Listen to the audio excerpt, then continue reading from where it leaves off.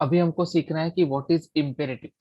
अब ये इम्पेरेटिव क्या होता है, सबसे पहले वो देखो। देखो अब तक हमने जितने भी कंपोनेंट्स बनाए वायर एज अ प्रॉपर्टी के लिए and wire as a function के लिए, तो वहां पे एक चीज नोटिस करो कि जब वायर एज अ प्रॉपर्टी था तब हमने जेएस में सिर्फ एक वेरिएबल में वैल्यू को स्टोर करके रख लिया था। लाइक जो भी रिस्पॉन्स हमारा एपेक्स क्लास से आ रहा था वो हमने हमारे जेएस के वेरिएबल के अंदर सेव करके रखा था। करेक्ट। तो जब भी आप इनपुट में कोई वैल्यू इनपुट करते थे, लाइक ए टाइप करते थे, तो वो क्या करता था, ए को लेके जाता था जेएस में। ठीक है। फिर वो वैल्यू को रीड करता था एक वेरिएबल के अंदर और एपेक्स क्लास की मेथड को कॉल करता था। ठीक है। एपेक्स क्लास की मेथड को वो कैसे कॉल होती थी, वो बाय डिफॉल्ट कॉल हो रही थी, जेएस के अंदर थी, इसलिए उसका कोई सीक्वेंस था क्या, नहीं, उसको जैसे वैल्यू मिली वो कॉल हो जाता था। ठीक है। तो ये था आपका वायर एज अ प्रॉपर्टी में। वायर एज अ प्रॉपर्टी में क्या था कि जो भी आप इनपुट से वैल्यू लेते थे वो जेएस में जाती थी।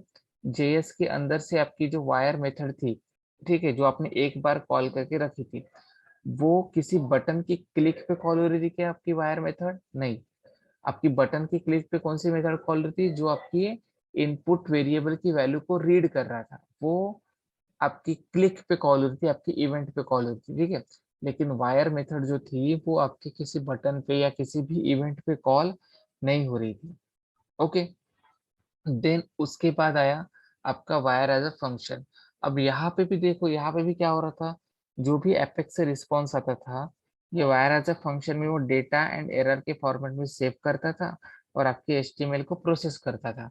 तो यहाँ पे भी देखो, आप जो भी इनपुट वेरिएबल में टाइप करते थे, ठीक है, हमारा पहले का wire as a property and wire as a function का वीडियो अच्छे से देख लो। ठीक है, उससे तुमको आइडिया आ जाएगा। ठीक है। तो इससे क्या होगा कि इससे क्या होता था वायर एज अ फंक्शन में कि जो वैल्यू आपका रिस्पॉन्स जो भी आपका एपेक्स क्लास से आता था वो यहाँ पे एक वेरिएबल में स्टोर होता था और फिर उस वेरिएबल के अंदर डेटा एंड एरर के फॉर्मेट में स्टोर होता था। ठीक है। तो अगर डेटा है तो एचटीएमएल पे शो करते थे और एरर है तो उसको एल्स में डाल देते थे। ठीक है। तो ये था आपका बेसिक सिनारियो।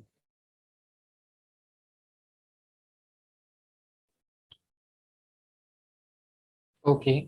तो जैसे कि मैंने बताया, ठीक है, कि imperative and wire as a property wire as a method में क्या डिफरेंस है। तो wire as a property and wire as a method में हम लोग वेरिएबल में वैल्यू स्टोर करते हैं, ठीक है, फिर उसको डेटा एंड एरर के फॉर्मेट में उसको एचटीएमएल पे शो करते हैं, राइट।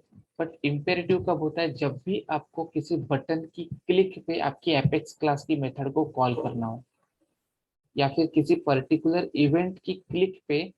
ठीक है, जरूरी नहीं है कि वो बटन ही हो, आप किसी इनपुट के फील्ड पे भी क्लिक किया या आपने किसी चेकबॉक्स को ट्रू किया, ऐसे क्लिक पे भी अगर आपको आपके एपेक्स क्लास की मेथड को कॉल करना हो तो आपको इम्पेरेटिव एज अ सर्विस के फॉर्म में उसको कॉल करना पड़ेगा, अदरवाइज आपकी मेथड कॉल नहीं होती है।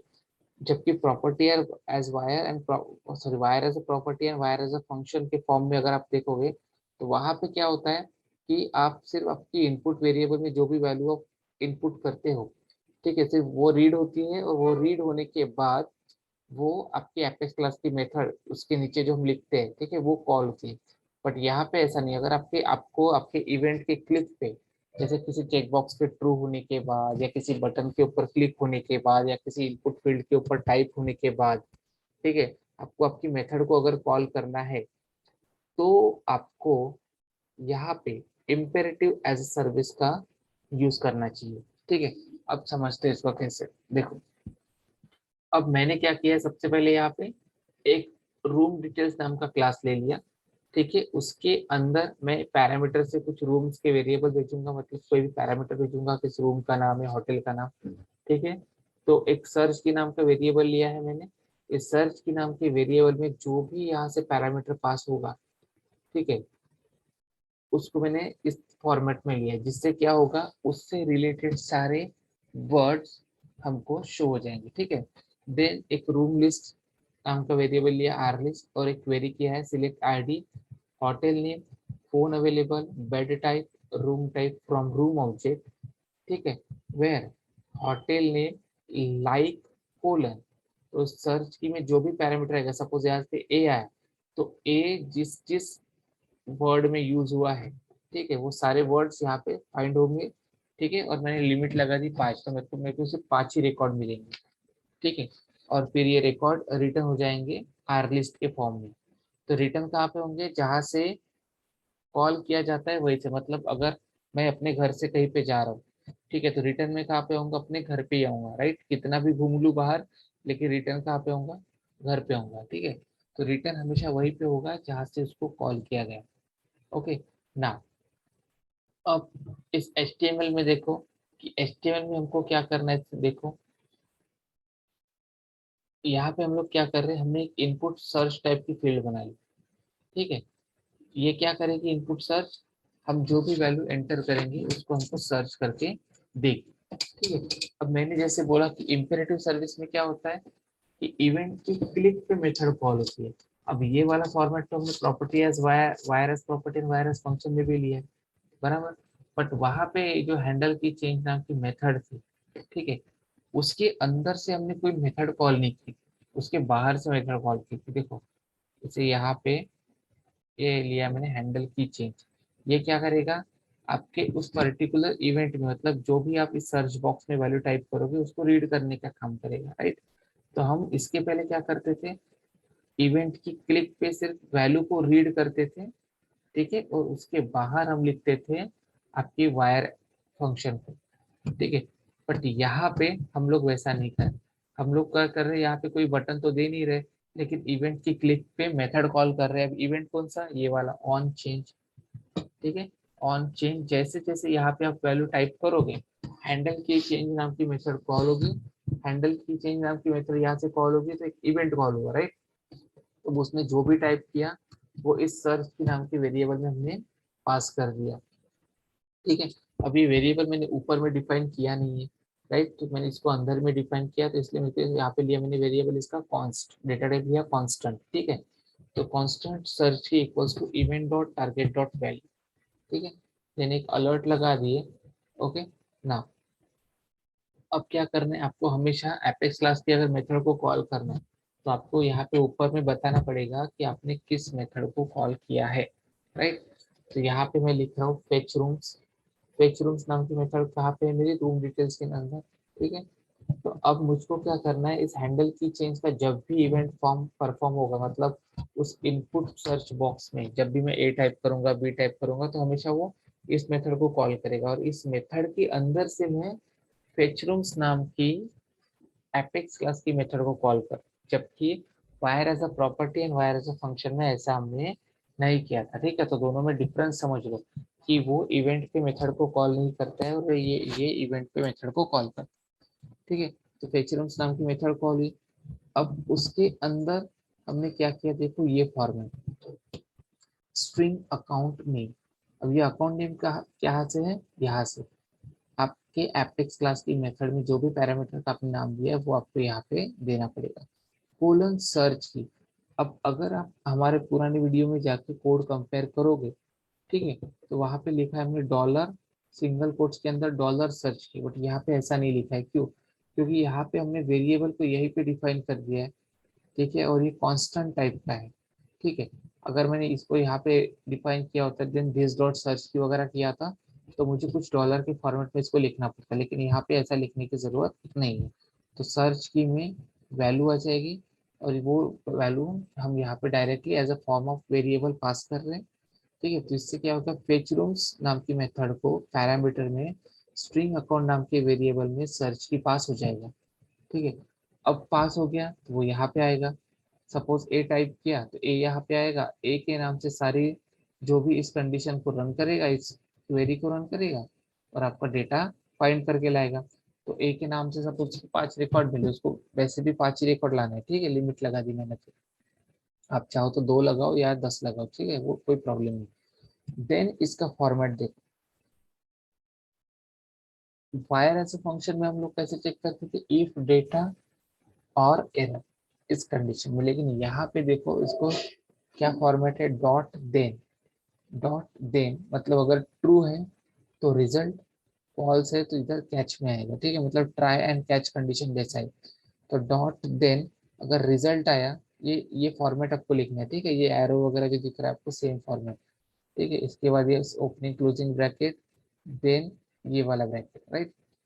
तो अगर रिजल्ट अगर ट्रू आता है तो आपको दो वेरिएबल बनाने हैं, एक रूट्स का एक एरर का, मतलब एक रिजल्ट स्टोर करने के लिए, एक एरर स्टोर करने के लिए। तो रिजल्ट मैं अपने रूम्स नाम की वेरिएबल में स्टोर कर रहा हूँ, तो this dot rooms equals to result and this dot error equals to undefined. मतलब क्या कि अगर रिजल्ट मिला, रिस्पॉन्स मिला तो रूम्स में स्टोर होगा, अदरवाइज अगर रिस्पॉन्स नहीं मिला तो एरर में स्टोर होगा। ठीक है, तो ये हो गया ट्राई ब्लॉक।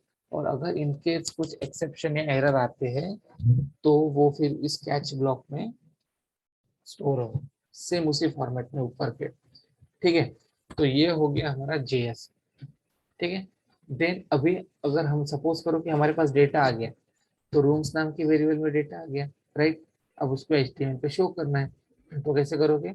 एचटीएमएल के अंदर इफ कंडीशन कैसे चेक करोगे? इफ ट्रू, अगर रूम्स की वैल्यू ट्रू है तो क्या करोगे?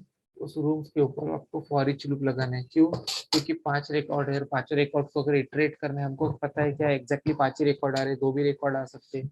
भले ही लिमिट मैंने 5 लगाई है, बट अगर 5 रिकॉर्ड हो गए नहीं ऑब्जेक्ट में तो 5 रिकॉर्ड आएंगे क्या? नहीं, जितने होंगे उतने आएंगे, दो होंगे, तीन होंगे। तो हमने यहाँ पे फॉर ईच लूप का यूज किया है। ये फॉर ईच लूप क्या करेगा? इस रूम्स के ऊपर इटरेट करेगा, इटरेट करेगा। और हम यहाँ पे फिर एक लोकल वेरिएबल लिया है आर नाम से, ठीक है। Then lightning layout, vertical layout, ये क्या है? बस डिजाइनिंग के लिए किया है, जिसका की दिया है हमने आर डॉट आई डी। अब आर डॉट लिस्ट के फॉर्मेट में लिया, टेबल के फॉर्मेट में नहीं लिया हमने, लिस्ट के फॉर्मेट में लिया। तो R dot hotel name, R dot phone available, R dot bed type, R dot room type. ये कहाँ से आया? Hotel name, phone available, bed type, room type. तो देखो आपकी क्लास में आप जिसको जिसको क्वेरी करोगे, एक hotel name, phone available, bed type, room type, सिर्फ वही आप यहाँ पे शो कर सकते हो। अगर आपने कोई दूसरा फील्ड यहाँ पे दे दिया तो आपको 100% एरर देगा। क्यों?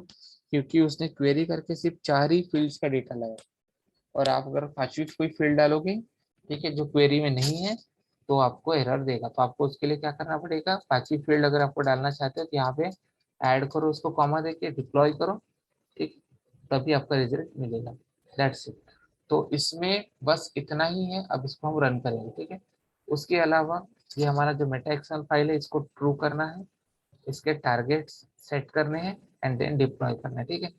तो अभी इसको मैं डिप्लॉय करता हूँ, ये मेरे पास ऑलरेडी डिप्लॉयड है, ठीक है। इसके डिप्लॉय में इश्यूज आ रहा था मुझे इसके पहले, इसलिए मैंने आपको ये कोड जो मेरे पास बनाया है, ठीक है, वही मैंने भेजा, ठीक है। तो अब ये डिप्लॉय हो गया, लेकिन अगर मैं दूसरा कंपोनेंट बनाता तो वो मुझको एरर देता था, ठीक है। तो अब चलते इधर, ठीक है, स्विच टू लाइटनिंग मोड।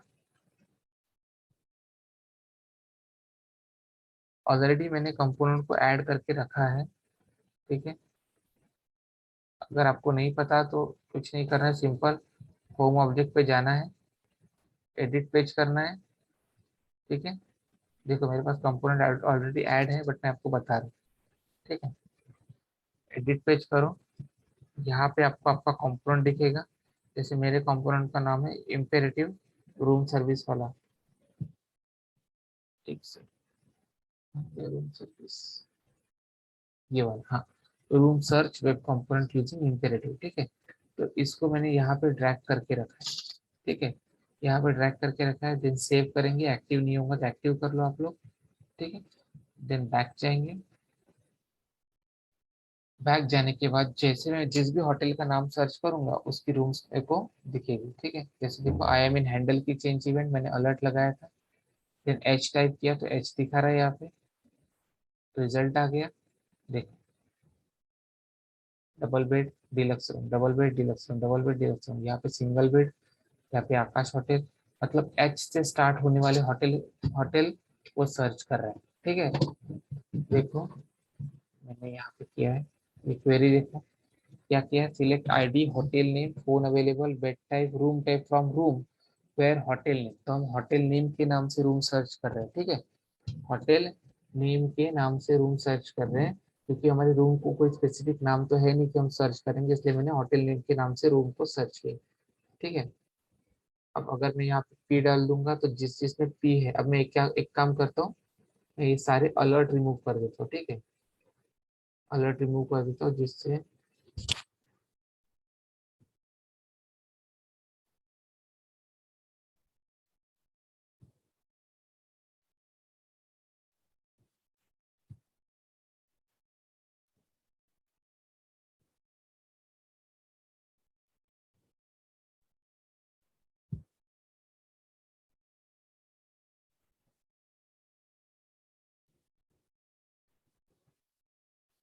ठीक है, एक बार इसको डिप्लॉय कर देंगे।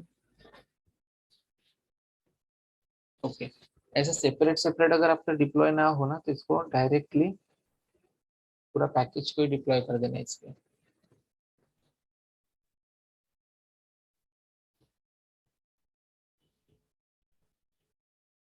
ओके, ये डिप्लॉय हो गया। अभी जाएंगे इधर, रिफ्रेश कर देंगे एक बार, रिफ्रेश करो और बेटर हो तो अब क्या करो, इसका कैशे एक बार रिमूव क्लियर कर दो। ठीक है, इंस्पेक्ट करना है आपसे, इधर राइट क्लिक करना है, empty cache and hard reload करना है।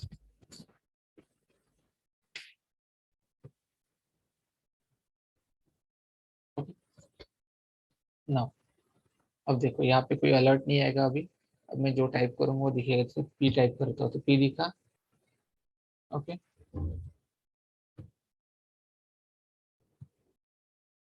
पी से कोई रिकॉर्ड नहीं है, इसलिए दिखा नहीं वो। ठीक है, अब मैं अगर यहाँ पे एफ टाइप करूंगा तो एफ से रिकॉर्ड आ गए सारे। ठीक है, एस टाइप करूंगा तो सिर्फ एस से रिकॉर्ड आने चाहिए। जैसे यहाँ पे कोई है तो एस वाला, ये वाला दिख रहा है। एक सेकेंड है, इस पे एक बार रिफ्रेश करिए।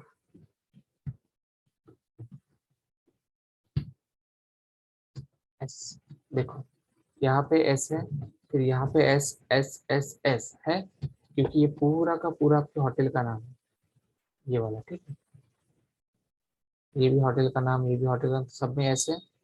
अगर मैं कहीं पे टी करता हूँ तो देखते टी से कोई रिकॉर्ड है क्या। यहाँ पे दिख रहा है, ये देखो टी है, यहाँ पे भी टी है। ठीक है, तो इस तरीके से मेरे पास अभी क्या आ गए, कुछ रिकॉर्ड्स आ गए।